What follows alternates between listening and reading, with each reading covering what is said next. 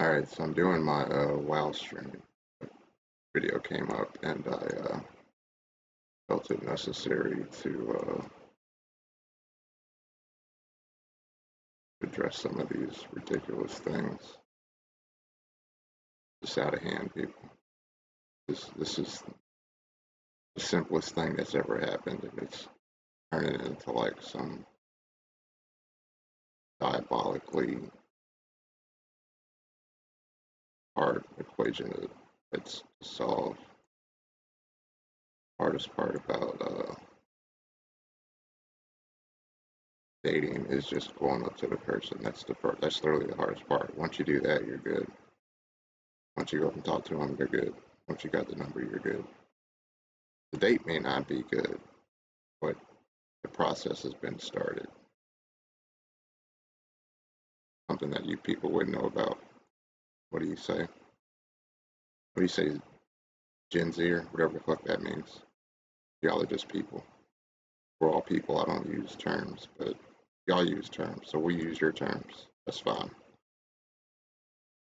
But we're gonna let this little British chick talk in the background where she belongs. No, I'm joking. No, but really she belongs in the background because I got auctions to post and shit. WoW anniversary things to do. So shout out to Britain. All my black British darlings out there. She's just talking. You don't need to see her face. She's just talking about this dating problem y'all are having out here. But I'll speak when I speak. Let's begin. When it comes to dating. I fucking hate dating apps. Dating apps are by far the biggest waste of time. We're living in a generation where 49% of people think how much you earn matters more than your looks. Dating app culture has created an environment where people have so many options that no one wants to commit. And people's views of dating is more polarizing than ever. You need to ignore her, bro. I am so tired of feeling like it's never gonna be my turn to find love. Don't talk to her. Don't text her for a week. You're gonna be amazed at what happens next. These are some very bare minimum standards to be setting, and why does it feel so impossible for them to meet? One side of the internet will tell you that women are too picky and need to lower their standards, whilst the other side says that women aren't picky enough and need to raise their standards. Attractive women cannot afford to date down. How attractive a woman is directly correlated to how faithful they'll be in a relationship. I don't really. What the fuck does date down mean? These terms that these people are using are fucking retarded. Joker, do you think we should date down? Do you think you should date down from Harley Quinn? Date up to Wonder Woman? Date down to fucking Poison Ivy? And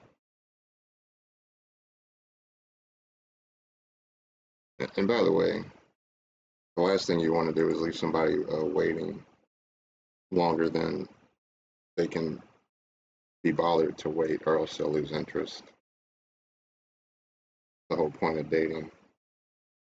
There's a lot of people that waited too long, and now the person they want to be with is already married and shit. So don't listen to none of these idiots. Don't listen to none of these people. These are kids. Don't listen to kids. Don't no. Listen to people that are like, you want to learn how to fucking collect mounts, you come talk to me because I got them all. Don't talk to somebody that just got the mount the first time they did and they don't even know it's a rarest mount in the game. Like, this shit does not make sense. You're taking advice from people that are just talking random shit, walking around, breathing random air, living life, making random decisions. And if they do get a good situation that comes about, it's just out of pure happenstance. It's not because they have any fucking merit whatsoever. And this chick looks kind of not pleasing to my eyeballs in a way. Hold on. I don't care if this sounds mean. I can't respect a man who's done worse at life than me. Okay, it was just the angle. It was the angle. She's actually kind of she's kind of okay. But it was the pause frame. But still. Yeah. How did you do worse in a system that was designed to help you do better? Some people think that women have it worse with hookup culture, situationships, whilst other parts of the internet think that men have it worse. Dating apps are you What the fuck is a situationship? You're either fucking or you're not fucking. You're dating or you're not dating. You're married or you're not married. That's it. uniquely depressing from a guy's perspective because you send out all these likes, then only a fraction of those likes turn into matches. Why is it so hard to find a man who respects you and your time? I feel like most people on dating apps use the app as like an ego boost and they don't actually care about going out on a date or meeting up with someone. Men have just turned dating apps into like an easier way to access convenient sex. We have never been at more polar opposite end of the spectrum, but trust me when I say this is literally just the tip of the iceberg.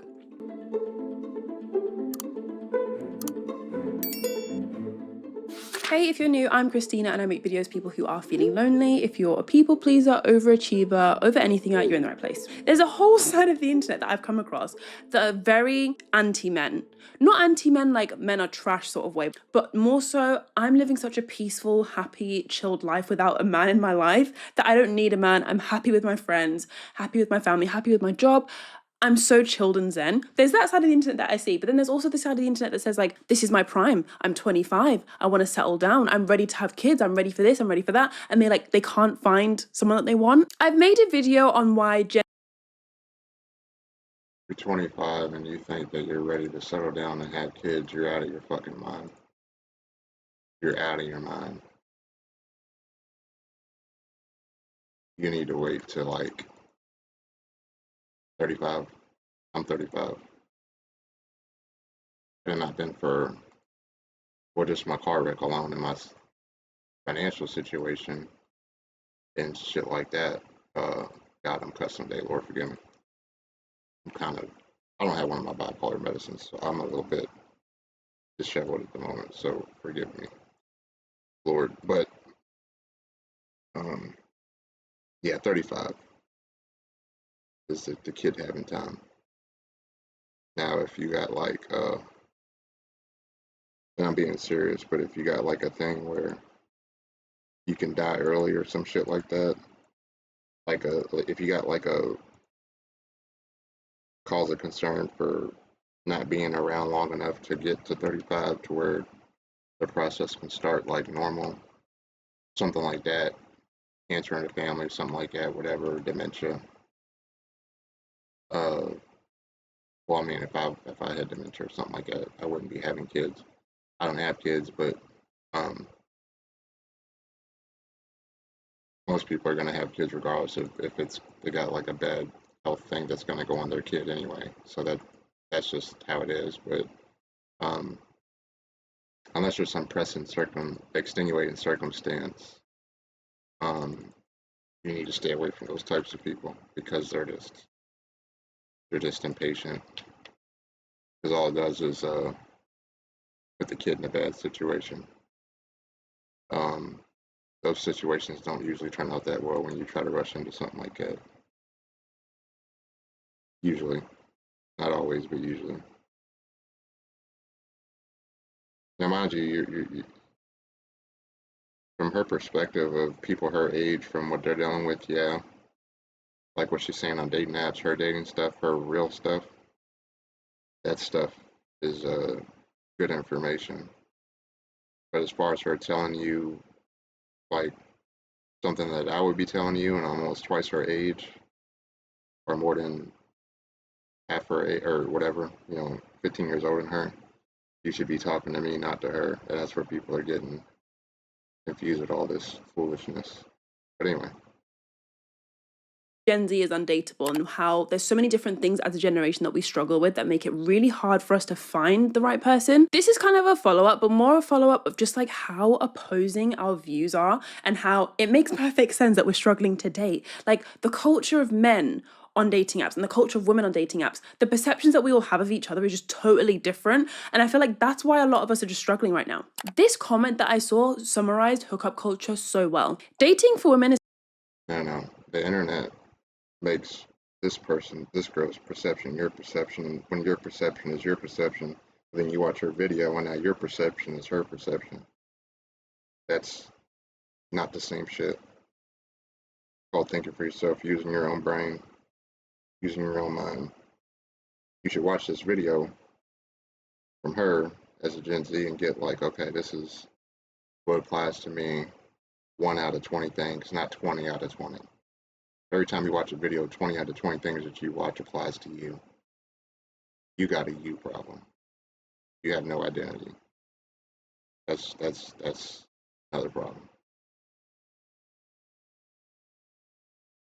It's like shopping. Dating for men is like a job interview. I understand that men are struggling a lot on the apps because it's like you have to be really attractive and really tall and you have to present yourself a certain way, otherwise you get no matches. Like, it's really common for a guy to go on a dating app for like a few weeks and swipe on people but literally have 0 matches, which as a girl, you can literally be an average looking girl and that will not be the case. Whether that's like quality matches is a whole different ballgame. I don't want people in the comments to be angry and be like, it's just not fair, like women get it easier, da da da.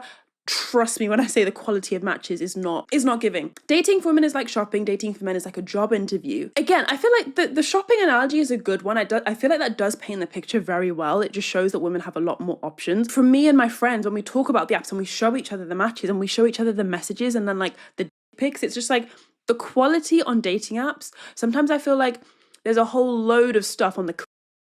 Women only have options as long as they have their youth and their appearance, and to a certain point, their ability to provide offspring at a, how would you say it? I'm so bad with this kid shit. Desirable outcome level, like less birth defects, side effects, stuff like that. But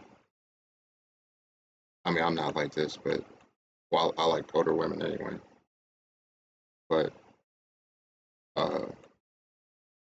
most men are gonna go for the prettiest girl, or prettiest girl, woman, whatever.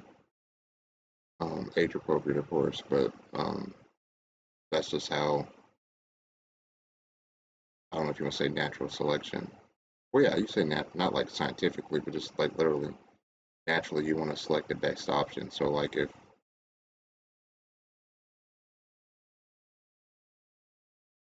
this thing had a dent in it, like right here, big old hole, a dent in it, I wouldn't buy it.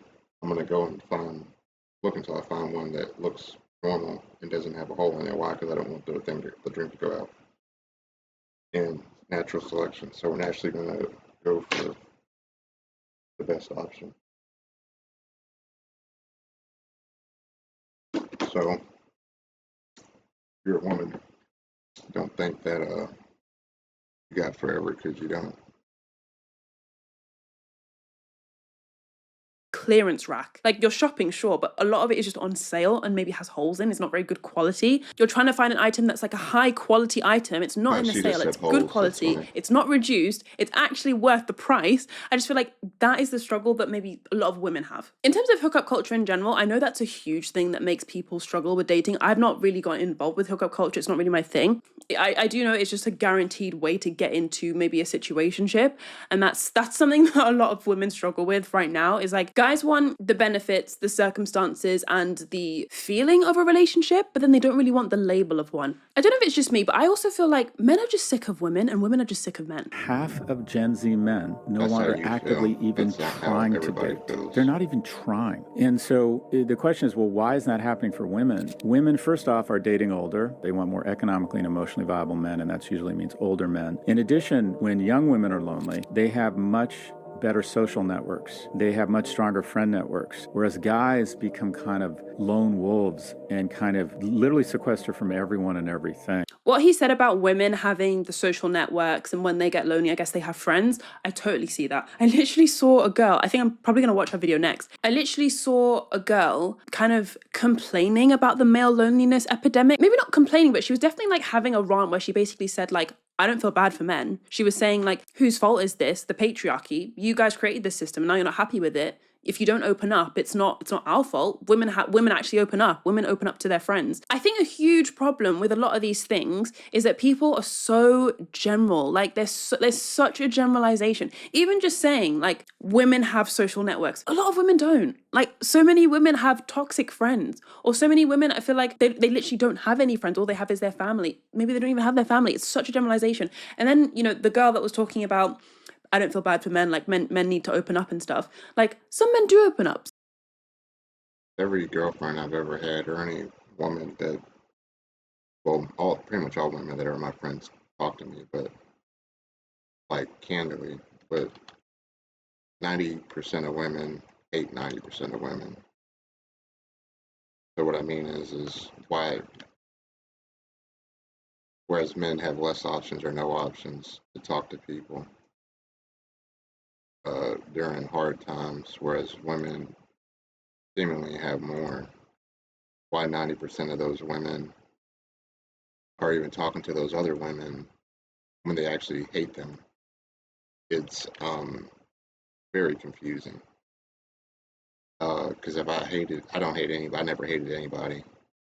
I hate situations people put me in, but I never hated anybody. I hate Lucifer. I hate the devil. I do hate him. That's about it. But I'm Christian, so I should hate him. But I'm just making a point. But the point is that all those women that I've known in my life and girls tell me that to never trust another woman around your man. Every 100% of them. So it's a little bit, I don't really understand that, but I guess in the 10% of that, the 10% of the group of women are real friends, but women be out here just backstabbing the hell out of each other. So, but I'm not a woman, so I don't know nothing about that. But I'm just telling you what they've told me.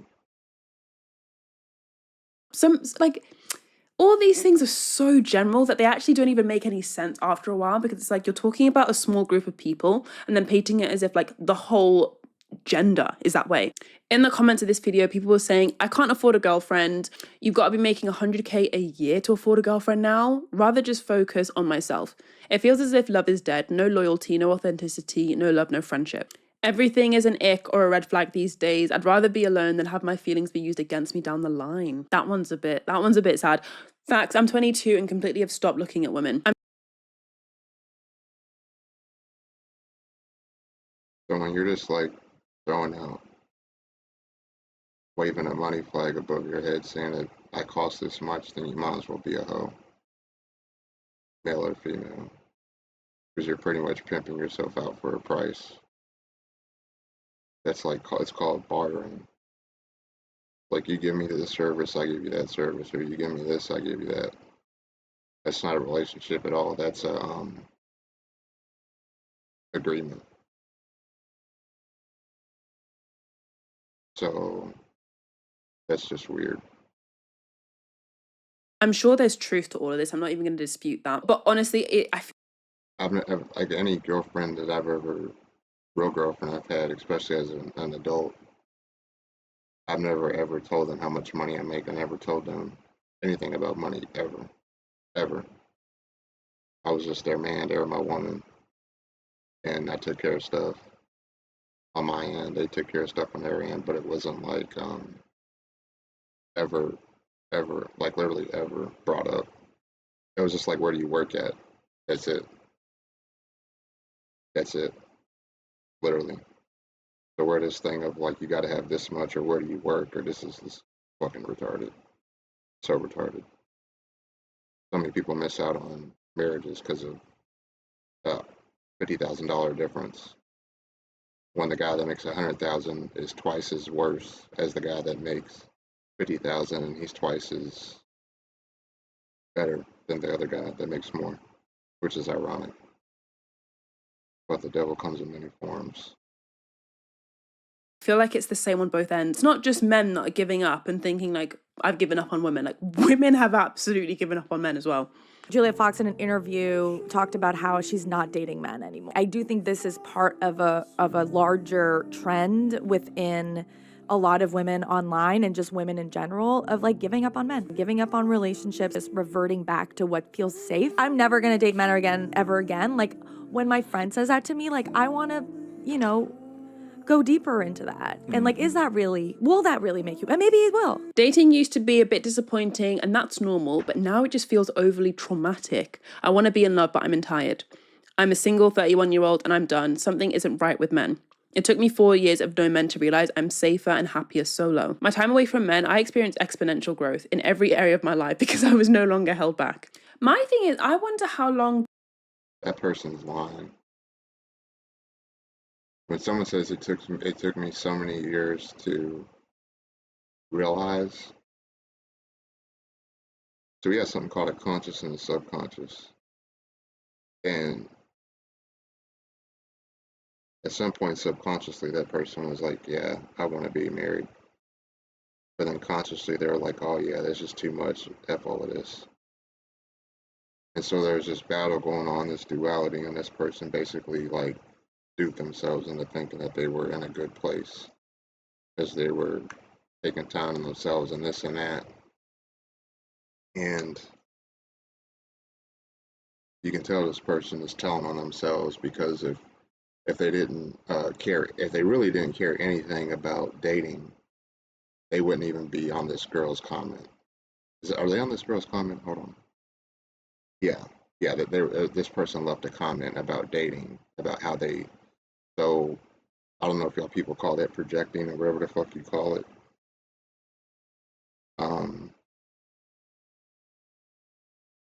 But like I've had.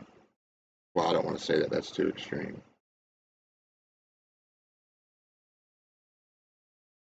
Like the people that are really done wrestling will never be near a wrestling ring again. They've separated that from themselves, truly. But the person that's always like asking you, when are you going to get tickets to see Hulk Hogan wrestle? And he's supposed to be retired and gone on to another part of his life. He really wants to get back in the ring. So you got to avoid those types of people because they're just very inconsistent. This will last, because ultimately you can kind of ignore women. Like, I want to focus on myself. Let me just kind of sort out my career, focus on myself. And as a woman, you can say, I'm just happier alone. I've got my friends. I don't need a man in my life. We can all say that, but at the core, we will all crave some level of companionship. And I don't necessarily mean a relationship per se, because we're social creatures. Like, we need connection with other people. We need Yeah, God made Adam, and Adam wasn't good by himself, and God realized that, and so he made Eve. It's just that simple. That's where that connection comes from. It's from God. So this is a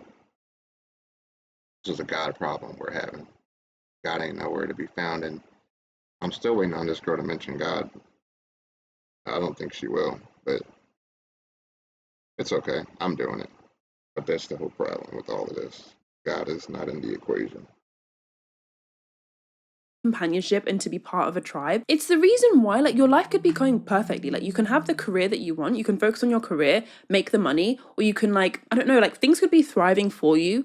But if you don't have either really close friends or you don't have a relationship, you would feel like something is missing. Because whether we like it or not, it is, I'm sure it's on like Maslow's hierarchy of needs to have like some level of companionship or like connection with other people, respect from other people, relationships. Like you do need it as a human. It's not even like a want. You don't even want a relationship. It gets to the point where you will actually just need one. And I don't mean need like you need it to survive. You can live your whole life being single. You can literally die single. Like, you don't need a relationship per se. And I know that contradicts what I've just said, but like, there's always going to be something like in your heart telling you like there's something missing from my life. With that being said, I think it's healthy to have a single period of your life. Like, I love how people are talking about focusing on themselves and like just doing things for them, because I think if you have a busy, thriving life outside of your relationships, I feel like you can then come to a relationship as a much more whole person. Like, sometimes I think people go into relationships or go on the dating apps for a bit of like validation and to fill a void almost. I mean, that is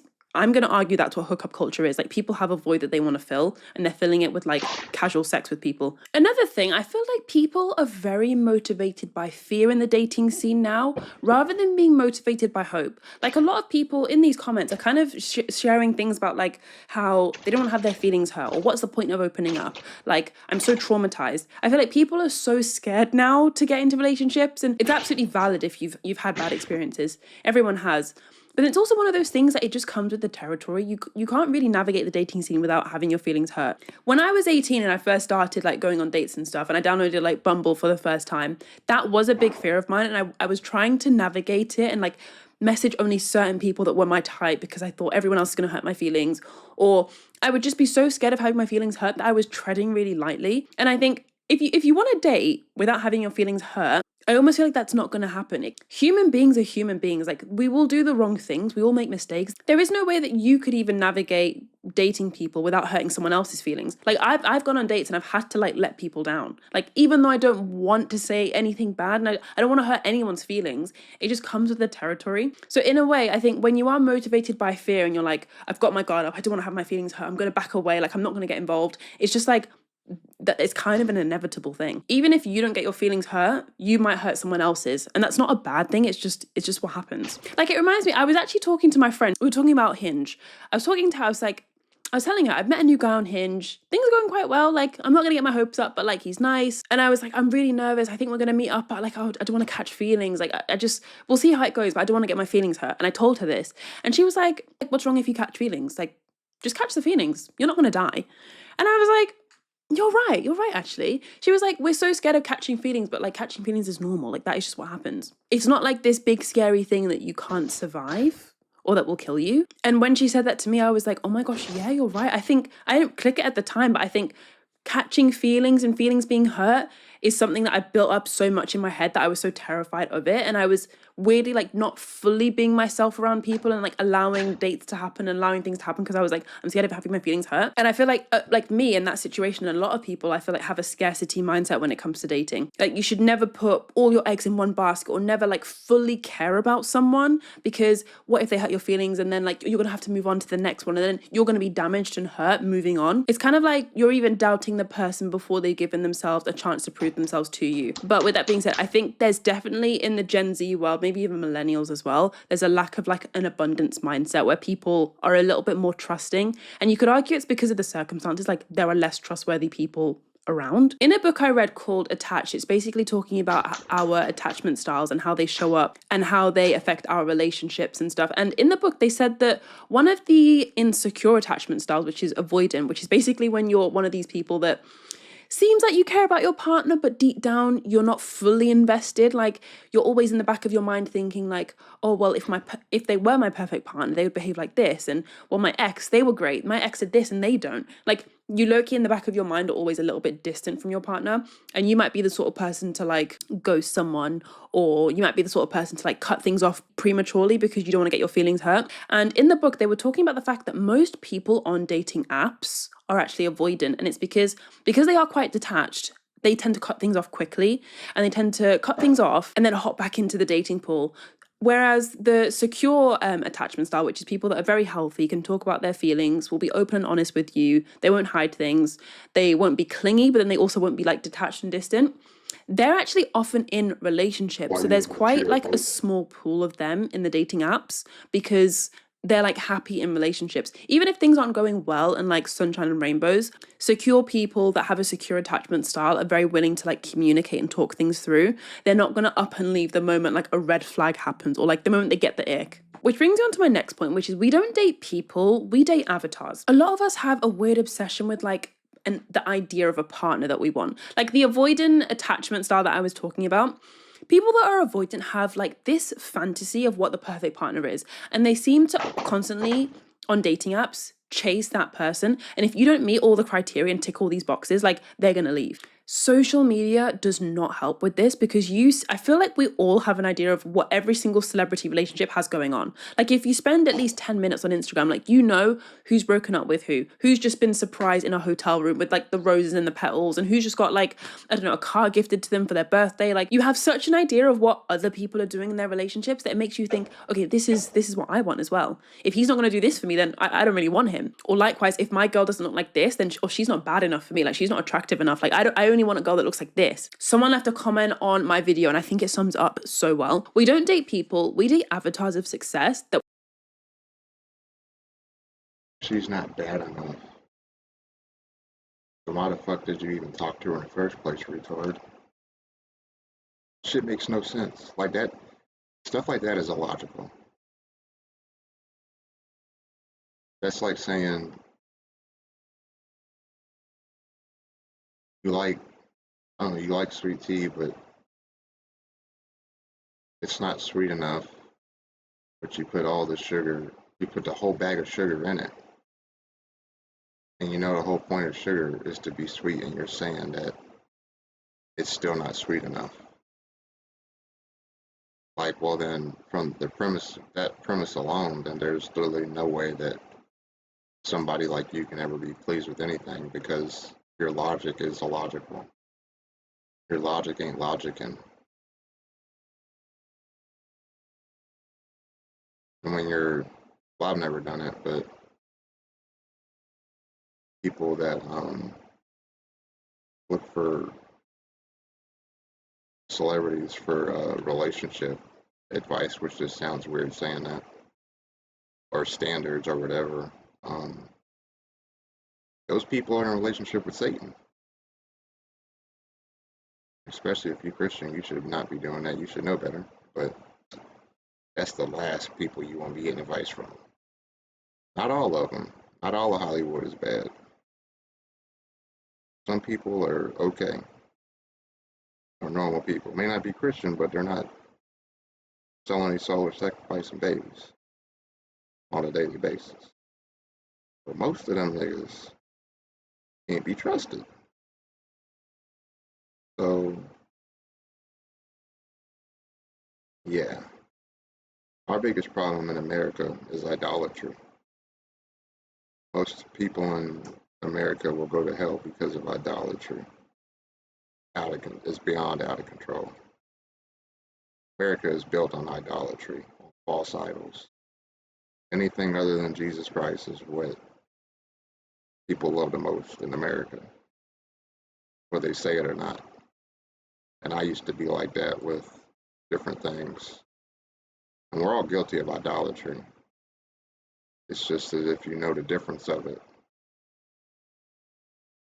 it's kind of like you give somebody else's dad at work all the credit for teaching you all the good things in life that you know, but you don't give your own dad the credit.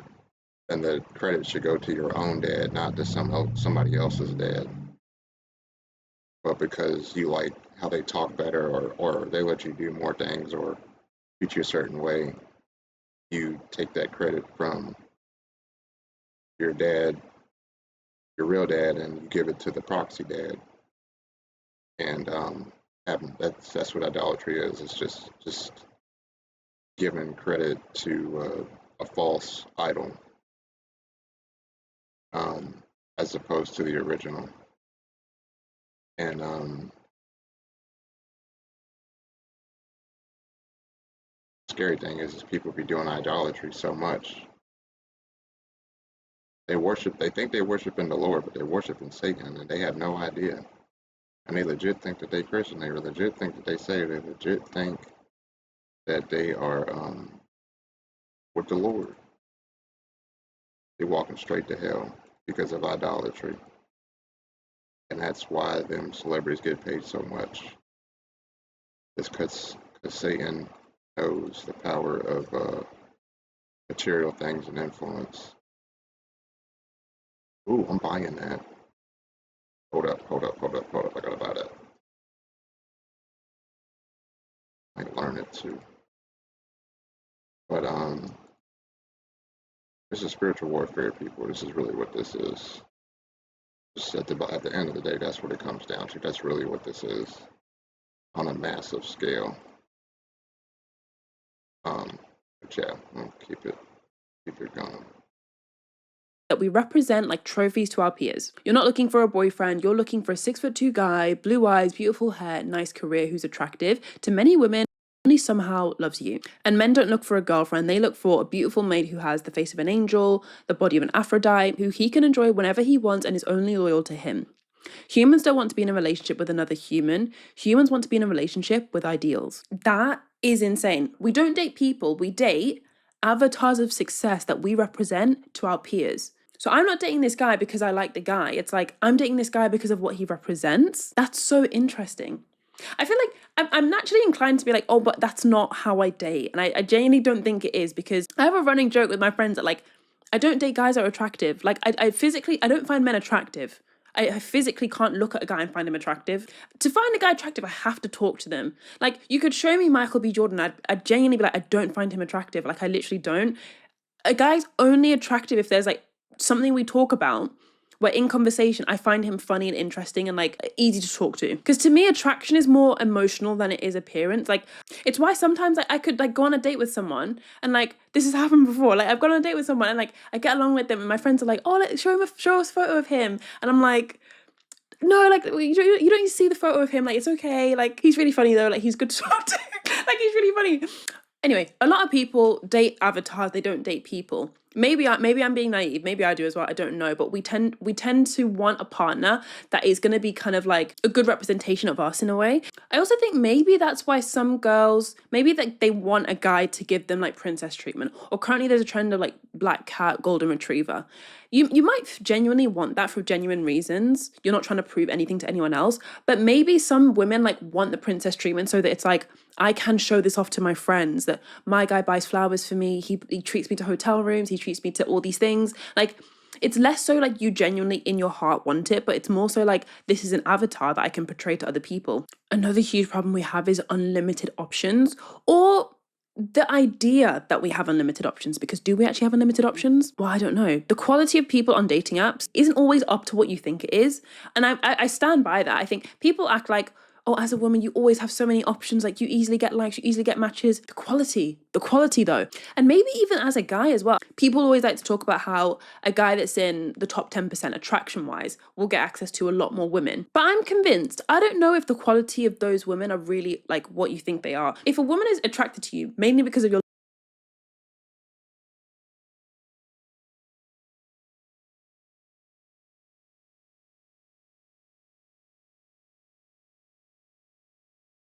All right. I don't say this very much, but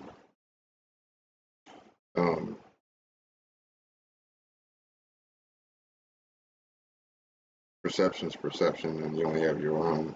But if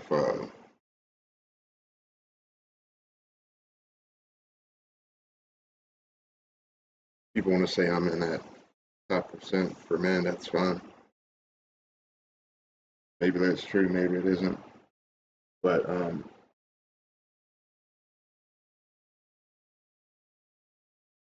what I can say is that I've got, like the other day, I was getting like a match, a this, a that, a message, all within like seconds of each other, minutes. And essentially what happens is you talk to people, many women, and if I talk to 50 in a day or 50 in an hour, I might end up talking to one or two by the end of the day. So if you just go off the premise of, oh, well, there's 50 women, there's so many options, you have 50 options, you really only have like one or two without ulterior motives. If you add in material things or ulterior motives into it, then that's a different dichotomy. But that is true about the illusion of choice. Because each person wants essentially when someone sees you, they want X, Y, or Z. That's just how we are as people.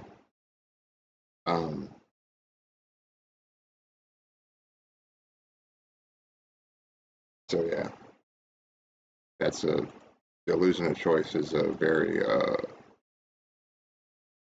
hard thing to understand, because it could hurt you or it could help you. It just depends on which way you go with it and which way the other person goes with it too.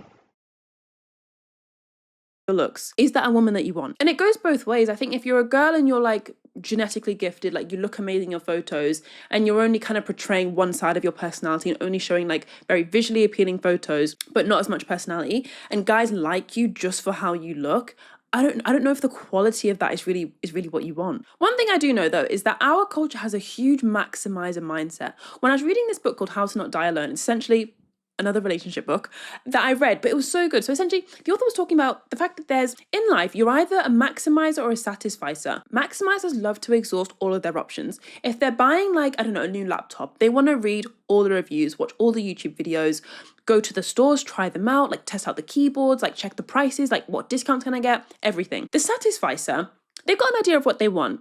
They've got their eye on maybe, I don't know, like an Acer, like a flexible touchscreen laptop.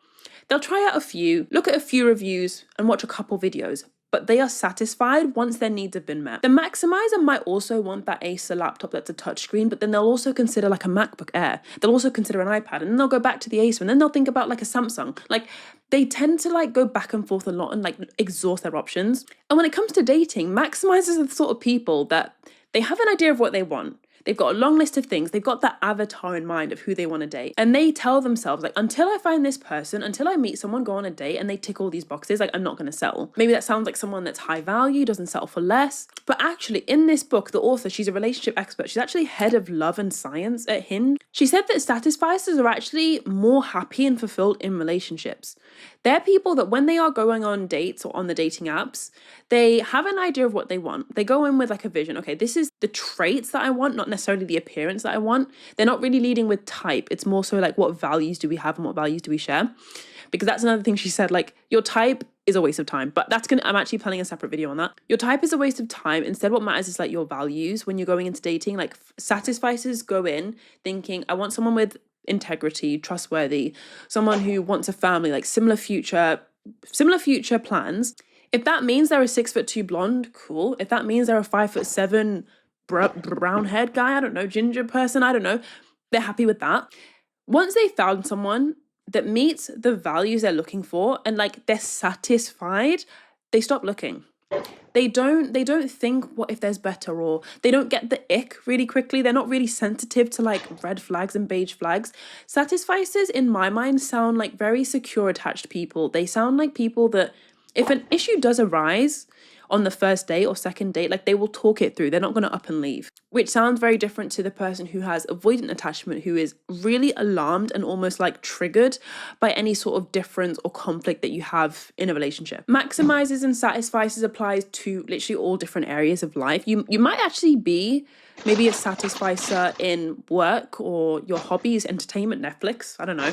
Maybe you can find something on Netflix in 2 minutes and you're happy with that. But then when it comes to dating, you're a maximizer. Like, you're never satisfied with the people you go on dates with. Like, you always just want something more. I think it's tricky as someone like me. I've not been in a relationship. So sometimes I find I'm going on dates, and now that I'm knowing maximizer and satisficer, I'm like, okay, Christina, don't exhaust all your options. Like, be sensible, be a satisficer. Satisficers are happier. Research shows satisficers are more happy and fulfilled. Don't try to exhaust your options. But then I find it difficult because it's like I don't actually know what I'm looking for. I've not had a relationship. I'm testing it out as I'm going. What I'm trying to work on is going more from the insecure attachment styles, like anxious and avoidance, and more to like someone who's secure, someone who can openly communicate and trust other people. It's okay to, in the book where they were talking about attachment styles, the author was saying like it's okay to actually like be dependent on people. We have a culture which is very like, be independent, like be a boss babe, like you don't need men, like, which is all true. That's all great. You should be independent. You should have your own life and your own money and your own career. But when you're in a relationship, it wouldn't be I don't think it'd be a proper relationship if you didn't like depend on them a little bit, in terms of like, I think dependence to me, when I think of dependence, I think of like emotional, like emotionally, like I want you to be there for me. I want to be there for you. Like I want us to be together. I don't mean dependence like you're paying my rent or like you need to buy me shoes. Like that's like transactional actually, which is why sometimes when we go into dating like not wanting to catch feelings, we're shooting ourselves in the foot, because it's like, to have a solid relationship, I do think you need to emotionally be there for each other. And without being there for each other emotionally, without catching feelings, how do you depend on each other for those feelings? It's so tough. I literally don't have all the answers, guys. Like, it's so tough because it does feel like there's a lot of game players out there. The thing that I've come to realize is I feel like the more that you date and you're on the apps, you can quickly suss people out. Like, there's just certain things people say, that guys say, that you're like, okay, you're messing around here. I was talking to a guy a few weeks ago who the conversation was going well. It wasn't blowing my socks off, but it was just like, small talk, chit chat. What do you do for work? Where are you from? Oh, you live here? Oh, cool. Yeah, it's a nice area. Da, da, da. Very like one of them. And then he, out of the blue, it actually was unexpected. He was kind of like, oh, you should come over to the beach near my house so that we could go for a walk. Because I think we spoke about like enjoying the outdoors. And the fact that it was on the same day, he was saying like, come to my house today, and it was so like spontaneous, like now, like no warning, no planning for it, like that was giving me a bit of a red flag in terms of like, I feel like he just wanted to hook up. You wouldn't invite someone on a proper date that's like conveniently a stone's throw away from your house, and you wouldn't do it as well, like no notice, like the same day. That's what I mean. I think after you talk to people a few times, there's just certain little things after a while that you'll pick up on where you're no longer naive. Like you're clued up. Like, this is not a guy that's genuinely wanting to spontaneously see me. Like, he wants to hook up. And there are a lot of those on the apps. I think I can only speak for myself as a woman, but I feel like you do have to have quite a high threshold for like, I don't need validation from this app. I'm not on Hinge to validate myself. I'm not on here looking for compliments or for like people to say that they like me, or you have to be on there like for genuine reasons. Otherwise, I think little moments like this where someone's telling you to come over to like literally basically his garden to go for a walk on the beach near his house, like I think if you are on apps for insecure reasons where you want validation, sometimes you might let little things like that slip, and then you might end up in situationship, or you might like. Doesn't sound like she ever asked this guy if that's what he was trying to do. I've never assumed. I don't gather that homie was trying to do anything other than walk on the beach. If she would have said like, get some drink, get some smoke, watch the sun come up. Watch the moon come up, midnight, sit in the truck bed, get the blanket out. Okay, yeah, now. Okay, yeah, now. Okay, yeah. Now we can start not assuming, we can start getting the picture.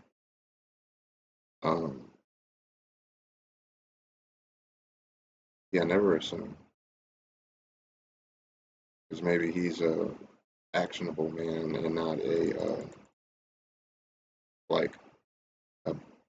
maybe he's not a guy that's going to build up for,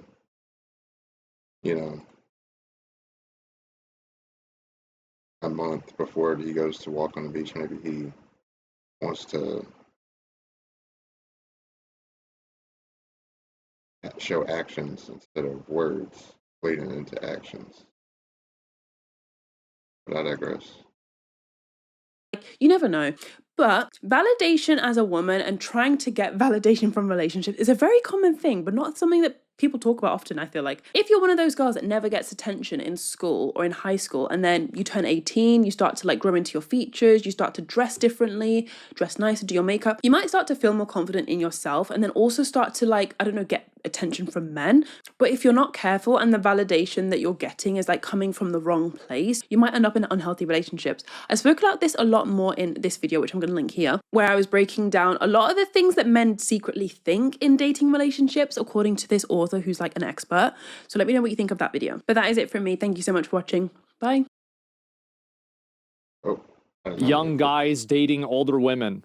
The cougar epidemic. Oh boy. Thanks to various social and Wait a minute. Young guys dating. Okay, never mind. But yeah, and lastly, don't stop going off of what other people are. This book said, or that person said, or that study said. Just like Asmon's video. Just ask the person. Just ask the person. All you gotta do is ask the person what where they're at with something. That way you don't have to sit there and be trying to play these mind games. But I got 150,000 gold. What up? 165,000. Oh, there's still more stuff in there.